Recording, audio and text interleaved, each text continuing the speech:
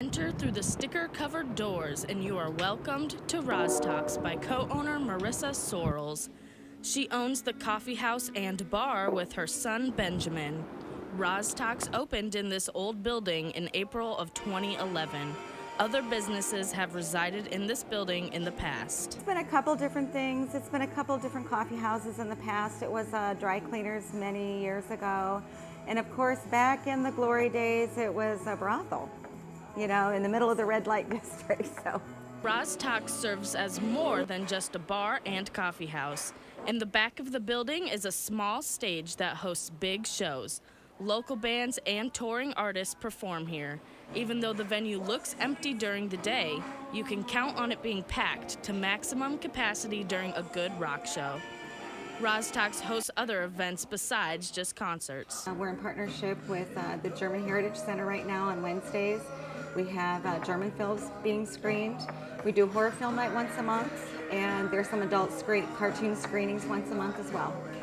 Art is displayed all over the walls of Roz Talks. A different local artist's work is featured every month. Roz Talks is a great place to spend a rainy afternoon, get some studying done, enjoy some fresh brewed coffee, and a relaxed environment.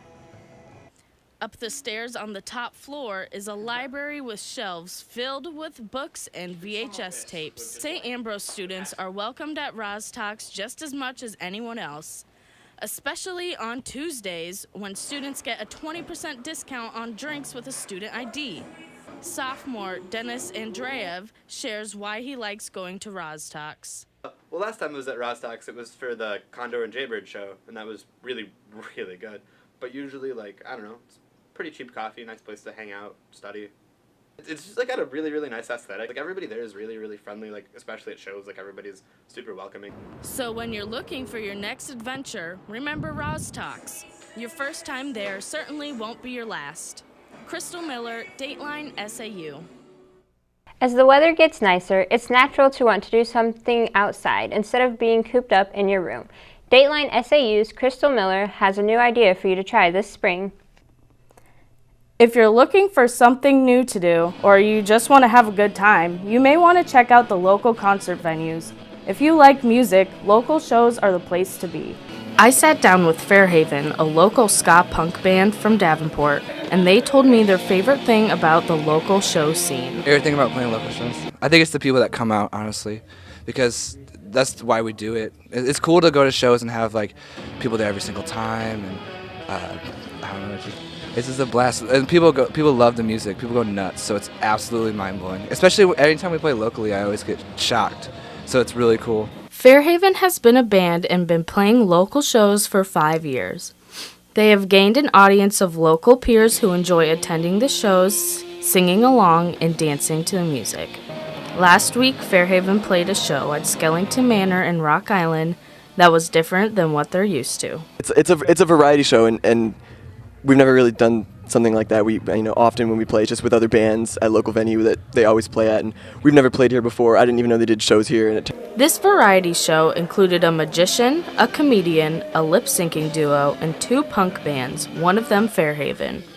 But if a variety show doesn't interest you, there are plenty of other opportunities for local shows. The do-it-yourself punk scene will hold free house shows. Landon Coleman explains why it's important to attend these kinds of shows. There are a lot of hardworking musicians out there that don't get a lot of recognition or radio play. They don't go to recording studios. And so those like DIY local shows are really where those people can go and play their music without like a judging crowd. And it's cheap and all their friends can come and they can play their music in like a really nice atmosphere. Traveling bands from other states often will play at free house shows, so they ask that you donate to the traveling bands. That community can't exist, and those bands can't buy more gear or rent out venues or something like that if people don't go to shows and pay money and donate to touring bands. To find out more about local punk shows, you can search Iowa Alliance Productions on Facebook. Also follow the page for Roz Talks to stay in the loop about local punk shows in the area. This is Crystal Miller reporting for Dateline SAU. A Sodexo staff member is proving to be stronger than ever. Years after suffering a traumatic accident, Dateline SAU's Crystal Miller has the story. A mother, a worker, and a fighter. These are words to describe Caroline Curley. She works as Sodexo's HR assistant at St. Ambrose, even after becoming paralyzed in a skiing accident 12 years ago. I went for a nice romantic getaway with a boyfriend after being newly divorced, and it was only the third time I'd ever skied, and I was on the bunny hill, and I'd had a couple days of lessons, but I went on the bunny hill and I got going down too fast and ended up hitting a tree with my head, and I broke my neck. So I broke my C6, C7 vertebra and became paralyzed from here down. Being paralyzed means that Curley needs care every morning to help her get dressed and ready for the day. She's been living with her chair for 12 years, but says she still hasn't gotten used to it. There's always challenges out there that you think you think you've gotten everything's happened to you, but there's still more and more challenges, even whether it's just parking. You park somewhere and somebody blocks you so your ramp can't get down so you can get in your vehicle, or just dropping things constantly. I mean, that still happens every day. I'm not really used to it. You can ask my girls, they pick a lot of things up and roll their eyes at me, so yeah, you don't really ever get used to it. You just deal with it. Curley has 2 daughters, Kirsten and Caitlin Sparbell. Caitlin was only 5 when her mother became paralyzed. When it first happened, it was just kind of just shock, didn't really expect, because you don't expect to get a call. We were literally celebrating my sister's birthday, and it was your mom was paralyzed, and we were like, what the heck? And so it's just really, it's just scary, and you don't know really what to think, because it's anything could happen at that point. Curley says she's gone more places and done more things since she's been in her chair because she almost lost her life. She encourages others who may be in a similar situation to not give up hope. Don't let it get you down. Just keep on moving on and keep going. Crystal Miller, Dateline, SAU. While esports as an athletic offering is new, gaming here on campus has been around for a few years in the form of an esports club. We recently met up with club members at their weekly strategy meeting. Bespeak photographer Crystal Miller has more.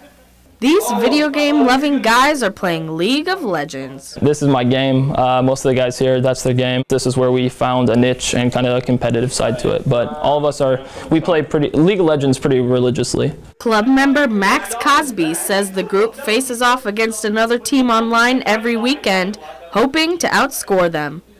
He says 2 games are played and then they report their wins and losses. We're all just a bunch of nerds who don't have a social life. Cosby jokes about this common misconception about gamers, but he says there's a lot more to the game than just being a nerd. It is a 5v5 MOBA, which means it's 5 players essentially battling against other players from around the world. It really comes down to overall mechanics, and that can be either with your keyboard, with your mouse. I guess the best way to describe that would be just being able to not look at your keyboard, not looking at your mouse, and just making decisions on the go. He says communication is key. And that's really the big difference between what it is playing with the team and without. It's just that communication aspect. But it's a work in progress. It's been very rocky, very, very rocky. There's a lot of positive steps I think we've taken where we think we are doing something a lot better, where communication's better, decision making based off each other is better, and then you play a game where suddenly none of that matters. None of that comes into play. So it really is just being willing to get better, be willing to communicate, give, and then realizing that at the end of the day, a lot of stuff can go bad too. But I would say overall, at least right now, progress has been made, at least a little bit. Cody Ducker is the club's bookkeeper. He keeps track of what champions the teams pick every week. Ducker explains what it means to pick champions in this game. Each team has 10 champions in each game, and then in total in the game, there's 144 champions that you can pick from. So we have to decide out of that list which 10 will work the best for our team. And then the enemy team is doing the same thing at the same time we are. So we will pick first, for example, and then they'll pick 2 champions, and then we'll pick 2 champions. They'll pick another one, and then we'll do a second phase where we ban 3 more champions, and then we'll do our final 2 picks, and then they'll do their final 2 picks. These guys didn't know each other before the formation of the club, but now they bond outside of playing video games and are becoming a strong group of friends. In fact, when it comes to competition, the players aren't together in person.